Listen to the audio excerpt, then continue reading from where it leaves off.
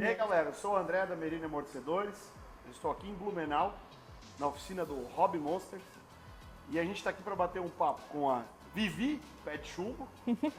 E com a Grazi, que é a esposa do Hobby, e a gente vai trocar uma ideia aí sobre off-road radical, sobre os amortecedores, sobre os projetos que estão na oficina do Hobby e tudo mais. Bom, vamos lá. Vou pelo menos começar um pouco com a história de como eu conheci o Hobby e a relação da oficina do Hobby, da equipe dele com a Merine Amortecedores. Lá no início do nosso trabalho de desenvolvimento dos amortecedores, o Bruno, lá da RSC, me apresentou o amigo dele, parceiro de trabalho aí, que é o Hobby, da Hobby Monsters. E nesse começo foram as primeiras ideias, os primeiros insights para a gente desenvolver os amortecedores. E quando a gente trata de amortecedores para uso em off-road radical, off-road pesado, que é a aplicação do coilover em si, o Rob tem um conhecimento muito aprofundado, tem uma experiência de muitos anos, que ele e a equipe dele desenvolveram, né? E isso contribuiu fundamentalmente para o início da Merine Amortecedores. Então, todos os toques, as ideias, o que é bom, o que não é, como é que funciona na pista assim ou assado, foram ideias que nasceram aqui, inicialmente na oficina que estava em outro endereço e agora aqui numa estrutura ampliada e muito show de bola. Vale a pena conhecer o lugar, né? E se desenvolveu muita coisa. E dentro desse desenvolvimento, né, Rob, surgiu aí dentro das competições, vários clientes aí do Hobby competindo, mas a Vivi, né, que iniciou aí com esse Jeep azul que está aqui atrás, nas competições de off-road. Nesse ano em especial, né, a spotter da Vivi é a Grazi, né, que é a esposa do Hobby. Estrearam aí a competição no Off-Road Radical em Indaial, né, um evento promovido pelo Gaiola Clube Pé na Bomba. E lá a gente teve uma revelação dessas duas andando com o carro, com o Jeep na pista e tudo mais. E nos motivou a ter esse bate-papo aqui para a gente conhecer um pouquinho mais de como que elas chegaram que ideia que juntou as duas de poder correr, né, enfrentar uma pista que não é uma pista fácil, uma competição que não é fácil, que exige muita concentração, que exige muito desempenho do carro. E aí eu queria perguntar para ti, Vivi, contasse um pouco da tua história junto com o off-road e essa parceria que se formou com a Grazi. Então, para ser bem sincera, eu nunca fui amante do off-road. Para quem me conhece, sabe muito bem que quem era o amante do off-road era o William, meu marido, mas eu mas só... Ele não ama mais? Era o... Não, amar ele ama ainda. Mas quem curtia era ele. Eu ficava só assistindo nos bastidores e pensava, meu Deus, o que esses loucos estão fazendo, né? Não tenho coragem de fazer isso nunca. Mas numa etapa lá em 2022, em Timbó, em setembro de 2022, lá em Timbó, estavam andando, até o William estava andando, foi a primeira vez que ele foi andar na pista com esse Jeep, foi testar. E lá no dia, a Renata, na verdade a mulher do Fofo, ela ficou lá me incentivando, ai Vivi, por que tu não anda? Tem que ter uma mulher andando na competição. Eu disse, cara, isso não é pra mim, não faz meu estilo, não curto, não é pra mim. E ela ficou o final de semana lá no sábado, botando essa ideia na minha cabeça. Daí o William chegou e falou pra mim, Vivi, vai lá dar uma volta, nem que for só de primeira marcha, vai lá. Mas eu andei sábado só de primeira marcha, o Jeep só andava de primeira, não tinha segunda. E andamos no sábado lá, até que no final lá o Jeep quebrou. Eu falei, agora vocês dão um jeito, me arrumam esse Jeep, que amanhã eu quero andar de novo. E foi dali que começou o gosto pelo off-road, na verdade. Nunca fiz trilha, somente aqui no desafio. E depois, setembro, depois de outubro, a gente competiu em rodeio, depois na final lá em Colombo também, em novembro. E em janeiro de 2023 começamos com tudo, Beto. Não, se for para andar, vai ser para valer agora.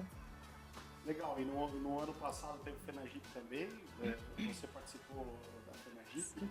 Tem o Jean, que está aqui assistindo a gente também, que também foi teu spotter, o William também foi spotter.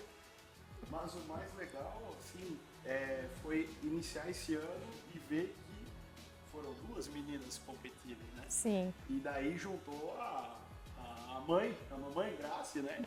Que é a matriarca aí da família Hobby Monsters. E foi uma experiência bem legal, porque a Vivi já vinha de uma tocada bem massa com o Jeep nas competições. E aí juntou a Grazi, e a Grazi, né, vive isso aqui desde muito tempo, vive esse clima de oficina, vive o clima de competição que vem com o hobby, os clientes, a equipe como um todo. Conhece isso de muito tempo, mas a Grazi sempre esteve lá nos bastidores, né? A Grazi sempre esteve organizando a logística do evento e tal, apoiando e tudo mais. E nesse momento eu também não sei dessa, como que vocês chegaram, porque para mim eu só soube quando eu vi a inscrição. Lá no início do ano. Mas tu quer que a gente fale a verdade de como saiu a ideia ou a gente dá uma... Daí a gente dá uma ideia de como foi? Foi no aniversário do William, na verdade, esse ano. A gente conversou, mas bem por alto, assim, não nada comentado. E se tu quiser andar esse ano, eu sou parceira, eu topo ir contigo.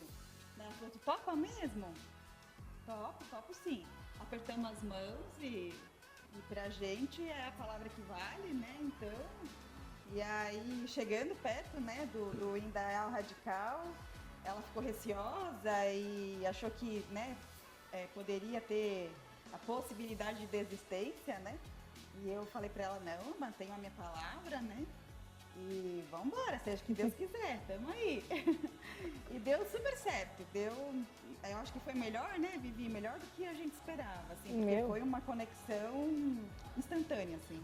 Ô Grazi, conta pra galera que tá assistindo a gente, como que o que o spotter faz no lado do piloto no momento da pista. A gente sabe que tem toda a questão do apoio moral, da estratégia de pista que rola fora. Mas lá no momento da pista, o que acontece? Qual que é a tua função lá dentro? O spotter ele é uma espécie de navegador, né?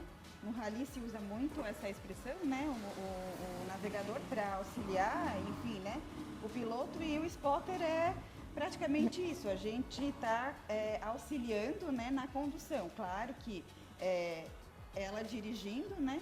E eu no auxílio, mostrando o caminho, o risco, né, que tem das barreiras, da penalização, até porque o desafio consiste nisso, né, em transpor obstáculos e também com o que a mais que seria os bumpers, né? Então, basicamente o papel do spotter é isso, é auxiliar ali dentro e com certeza, né? Motivação e incentivo, e acho que isso não faltou, assim. Tem carros de outras categorias que o spotter está ali auxiliando no direcional traseiro. No caso do carro que a Vivi compete, ele não tem essa tecnologia, ele não tem esse dispositivo, justamente porque ele limita, é um dos critérios que diferencia a categoria que está competindo, mas é justamente isso, assim, eu tenho a visão do spotter justamente como a pessoa que está orientando o piloto, porque no momento, além da adrenalina subir para a cabeça, tu tem toda a questão, tá com óculos e tudo mais, tem barro vindo, às vezes o piloto já não está conseguindo enxergar direito, o spotter já está enxergando melhor, vai aqui, vai ali, continua, vai poder escutar algum ruído de alguma coisa que possa ter acontecido com o carro ou não, vai falar para parar, vai falar para continuar, vai dar o grito de acelera, acelera, acelera, né, como já aconteceu. Então, realmente, provas mais antigas que o spotter tinha que sair do carro correndo para passar cabo e passar no guincho, hoje o Rob pegou essa época, né, Rob, de pegar esse tipo de prova, hoje está um pouco mais, digamos assim, não tem tanto uso do guincho, mas Rob, se puder falar um pouco aí, o Rob é dos primórdios aí, de ter que sair correndo do Jeep, passar cabo, guincho e ir para frente. Então, a princípio, a competição evoluiu bastante, né? Isso, ao decorrer dos anos, aí foi evoluindo os carros, evoluindo as pistas, né? E gostos também, né? Hoje está um pouco mais light, mais tranquila a parte de pista, mas sempre teve a necessidade de um bom spotter, de uma comunicação correta dentro do carro, tanto dentro da pista quanto fora, porque a competição consiste em ser uma prova, uma volta melhor que a outra, né? E realmente, eu, assim, como faço parte das competições aí há anos, e as meninas se entrosaram muito rápido, muito bem. A Vivi, se apresentou aí como uma excelente pilota, né? Eu até cheguei a comentar, falei, meu Deus, a Vivi agora, sabe, tá digna de ser chamada de pilota, né? Porque é uma volta atrás da outra, sempre evoluindo na volta. Eu lá do lado de fora como espectador também, mas prestando atenção onde dava de melhorar, onde dava de ganhar tempo, sabe? Chegava lá, Vivi, pô, naquele obstáculo ali pode acelerar um pouco mais, naquele outro dá uma segurada ali, entra mais forte, aquela curva faz mais fechada. E, meu, era batata, assim, falava pra ela, ela entrava na pista e melhorava ali e o resto, sabe, continuava, assim, uma volta atrás da outra evoluindo. Então a evolução da pista de Indaial, assim, foi surpreendente, assim, a conexão dos dois, porque às vezes também isso acontece, pega um spotter, por mais que para quem está assistindo, é o piloto, mas tem que ter a conexão dos dois para entrar concentrado, para escutar um barulho, para tirar o pé, para estar atento no próximo obstáculo, para a questão que o André falou, o piloto às vezes está lá com o olho sujo, passando a mão na cara, o spotter está lá à direita, à esquerda, freia, menos, mais, acelera. Então só quem está dentro mesmo ali é outra realidade. Quem está dentro do carro ali precisa ter essa conexão e as duas se superaram. O Indaial foi a revelação das meninas. A aí. gente estava lá assistindo, né? E não tem como dizer que a gente não fica ali numa ansiedade, vibração, adrenalina. A gente que está fora da pista está movido pela adrenalina. Imagina quem está dentro do carro. Mas assim, a gente... o que passa na cabeça de vocês, assim, né? Assim, pensa em tudo? O que vocês pensam no momento assim, de agora eu vou arrancar o carro e vou, e na hora de chegar tem um clarão assim que só pensa na pista ou pensa no pai, na mãe, no filho, no esposo? Como é que funciona isso? Não dá tempo? Eu ali em Indaial, eu entrei assim com a cabeça, tava em 1 milhão, como a gente estava na organização assim ali do evento também, então eu estava bem nervosa pela organização do evento. Eu pensei, eu preciso andar para dar aquela relaxada. E quando tu alinha o carro para largar, eu só penso nas passadas de marcha. Qual marcha que eu tenho que colocar, e já a próxima que eu tenho que engatar, lá na curva eu vou reduzir, na minha cabeça eu vou pensando nisso. E escutando quem está do meu lado, dizendo ali, acelera, agora freia, vai, vira, direita, esquerda. Mas ali dentro do carro, Viviane, eu praticamente não escuto nem o ronco do carro. Eu escuto só quem está ali do meu lado falando, não escuto ninguém berrando. É uma adrenalina que não tem explicação. É uma coisa de louco. Ô, Vivi, e os teus, tu tem 3 filhos, né? Você tem 3 filhos. E como é que é a torcida deles por você? Não dá para explicar. Eles ficam ali torcendo na vibração, vai mãe, tem que pegar o primeiro lugar, mãe, tu não pode perder. Eles amam ver a mãe correndo. Eles vão para a escola, e na escola tem os amiguinhos que foram assistir, às vezes, depende da etapa, vão lá assistir. Meu, é a tua mãe que estava andando lá? Meu, eles se sentem assim, né? Ah, minha mãe é celebridade, né? Minha mãe é pilota, né? Mas é muito... E aí, quando a gente fala de filho, daí tem o Pablo, aqui, que também faz parte da equipe do Hobby Monsters, que é o filho da Grazi do Rock. E daí o Pablo acompanha também, desde pequeno, né, nas competições, e agora ele tem a oportunidade de ver a mãe dele competindo. E é muito emocionante ver isso daí. E pra ti, Gra, como é que é esse sentimento aí? Dá pra descrever? em tese, né? Realmente uma mistura de sentimentos, assim. Dentro da pista, a gente não consegue pensar lá fora, né? Só em vencer o próximo obstáculo, né? E tentar passar o máximo de segurança que a gente pode para o piloto, né? Agora, fora é uma emoção, se já era antes, né, quando só eles andavam, então agora com a coparticipação, né? Então, com certeza, é inexplicável, assim. Pablo também é spotter, além de spotter, ele faz os projetos, ele faz parte dos projetos aqui da oficina, então tá super inserido nisso. E para mim, com certeza, né, como mãe é um orgulho tanto aqui quanto lá na pista, não tenho muito o que dizer, assim, eles são maravilhosos. O Rob era spotter do Alfredinho e aí passou a herança pro Pablo, né? Ser spotter do Alfredinho, então a gente tem uma família de competidores, uma família aí que está imersa aí no mundo off-road. Eu tenho a felicidade de, uma vez por semana, a cada 15 dias, passar aqui na oficina, ver os projetos em andamento, né? A Hobby Monster está bem próxima da Merini Amortecedores, está falando aí de 35 quilômetros, né?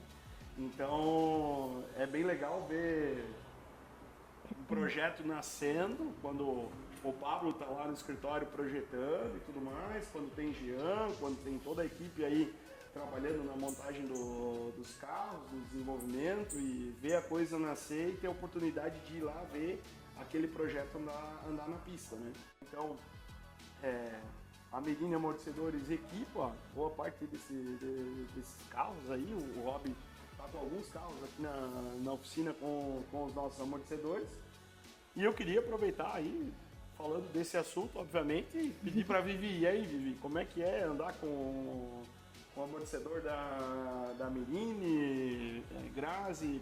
Como que é o desempenho do carro que você que pôde andar com ele antes e depois de colocar os amortecedores da Merini? Como é que foi esse trabalho? Lembrando que não se trata apenas do amortecedor, e sim da preparação da suspensão como um todo do carro, que é um trabalho muito bem realizado pelo Rob e pela equipe dele. Eu antes comecei com o carro com amortecedores feitos, né? Amortecedores tradicional de carro. Só que a gente sentia uma grande dificuldade no carro, principalmente nas curvas, porque ele dava muita sensação que ia tombar. Então ele tinha toda aquela... parecia que ia tombar, então eu acabava tirando o pé e tombei algumas vezes também. Mas depois que a gente trocou os amortecedores, o carro ficou totalmente diferente. Me deu muito mais segurança, muito mais estabilidade também nas curvas, e podes rampar com segurança que tu sabe que tu vai cair suavemente porque amortecedor é Merini. Eu falo mesmo também, né? Dirijo uma troller também que tem os amortecedores Merini, e com certeza a estabilidade nas curvas é fora do sério, né? Principalmente para troller, que não é tão estável assim, né? E para rampar as lombadas e para rampar os obstáculos, é isso aí. Ele cai certinho, não tem impacto, e a gente se sente mais seguro atrás do volante. Então, a estabilidade com certeza é o ponto alto assim dos amortecedores. E, Rob, a questão de, como comentei assim, né, o fato do carro tombar ou não tombar, ele não são apenas os amortecedores que estão envolvidos, né? A questão da pista, o tipo de pneu que você está utilizando, isso, aquilo e tal, mas também tem muito a ver com geometria de suspensão, a altura do carro e tudo mais. Então, a gente tem aqui desde o carro um pouco mais baixo para carros mais altos. Então aqui a gente está utilizando um amortecedor de 14 polegadas de curso, e a gente tem amortecedores de 16, de 18 polegadas de curso. Então, assim, Rob, como é que tu faz essa seleção, assim, qual que é o curso de amortecedor mais adequado, por exemplo, que tu vai utilizar, e por que tu escolhe um 14 e não escolhe um 18 ou vice-versa, por exemplo? Então, isso requer muito acho que é muito individual de cada projeto, né, o tamanho do pneu que o cliente vai usar, o uso do carro, né, para que tipo de situação, que tipo de pista, tamanho de pneu, motorização. Então acaba interferindo bastante essa escolha, né? Do tamanho em si, né? Então acho que a questão de tamanho ela engloba como é que eu posso dizer assim, uma série de fatores, o cliente, o uso do carro, o curso de suspensão, o tamanho do pneu, a motorização, né? Mas Se ele vai fazer um mix com trilha e competição, se ele só usa para competição, se ele só quer para trilha. Só pra rua. isso é muito importante, né? Saber o para quê, qual vai ser o uso para que tipo de situação, para que tipo de terreno, o que acaba judiando um pouco mais na escolha é isso aí, o pessoal fazer um mix, eu quero um carro bom para trilha e um carro bom para asfalto, né? Como diz o Bruno, um pato. É complicado. A parte boa, vamos dizer assim, que falando em amortecedor, que ameniza um pouco algumas questões, agora não falando de curso, mas falando de regulagens e tudo mais, a parte boa do amortecedor, por exemplo, esse daqui usa um modelo 2.5 polegadas, então é um amortecedor bem robusto. Ele tem um reservatório externo com uma regulagem de 20 posições, então eu diria assim que essa é uma das vantagens, porque a gente está andando na pista de Indaial, por exemplo, tem um comportamento, agora vocês vão para Fenagipe, vai ter outro comportamento. Então existe a possibilidade de uma pista para outra, com o mesmo amortecedor, a gente lá 20 cliques e dizer, eu quero mais rígido, quero macio, a dianteira tem que estar de uma forma, o comportamento dos amortecedores traseiros tem que estar de outra forma, e essa possibilidade o amortecedor entrega. Só que não adianta o amortecedor ter essa entrega se o piloto ou o spotter não consegue passar para o preparador o que está acontecendo naquela curva ou naquela rampa ou determinado ponto da pista e o preparador interpretar essas informações e lá dizer, não, eu tenho que deixar o amortecedor mais rígido, não, é só na frente, ou é isso, é aquilo. Então, tem algumas variáveis que acontecem ali, o amortecedor tem a possibilidade de regular, mas depende que sejam interpretadas essas informações para escolher o melhor set. Né? Então aí isso requer a experiência de pista, requer todos esses anos aí que vocês têm de experiência em pista para conseguir dar uma volta 50 segundos, 1 minuto e dizer assim, mexe isso, mexe aquilo, que na próxima volta vai ser diferente. Então assim, é motor, é caixa, é pneu, é transmissão, um monte de coisa influencia. O amortecedor também, né? Conseguir fazer uma curva, conseguir entrar mais liso numa rampa. Então, seleção das molas, a geometria da suspensão. Então tem todos esses detalhes que, se você quer fazer um projeto, pode entrar em contato com a Mini Amortecedores para isso, pode entrar em contato com o Hobby Monsters também, que a gente com certeza vai pensar numa solução para o teu carro, para o teu Jeep, para que ele atenda da melhor forma aquilo que você quer, seja trilha ou seja uma competição. E a gente está falando bastante de trilha de competição aqui, porque efetivamente a gente está fazendo aí alusão a off-road radical, a Fenagipe que vai ter e tudo mais, o berço aí que o hobby tem de bastante carros voltados para off-road, mas reforço, não é só isso que é feito aqui. Venha conhecer a oficina que vocês vão encontrar, em primeiro lugar, uma cabine de pintura e todo um processo que envolve a questão de funilaria e tudo mais de primeiro mundo, excelente. Tá? Vocês não estão vendo aí no vídeo, mas tem um Camaro aqui, tem uma Suburban, tem vários outros carros que não tem nada a ver com o off-road que estão aqui para um upgrade na parte de motorização, upgrade na parte de câmbio, de suspensão também.